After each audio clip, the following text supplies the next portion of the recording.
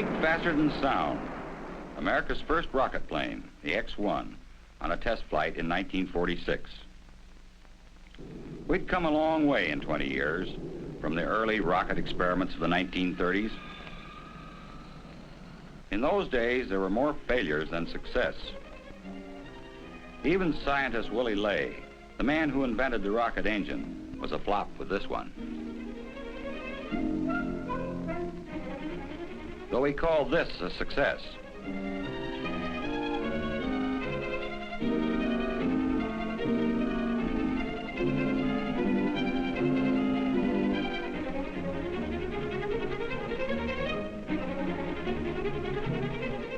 The Germans were working on rockets too.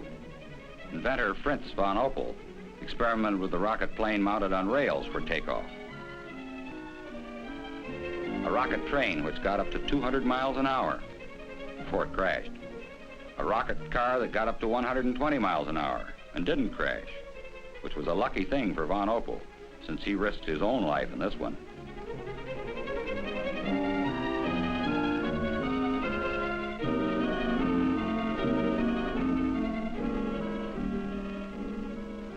Someone even got the notion it might be more efficient to put the rockets directly on the man. Most of those early experiments were not very dangerous, and some of them were just plain silly. Don't make the mistake of laughing at them, because this is what resulted. Air Force Colonel John Stapp volunteered to ride a rocket sled to see if the human body could survive the high speeds necessary to hurl a man into space. Dangerous, but the test was successful.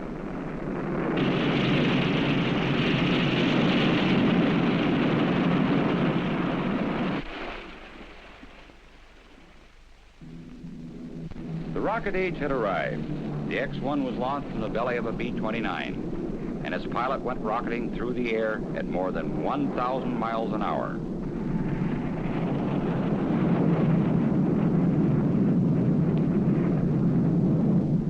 Another advance. The plane took off under its own rocket power.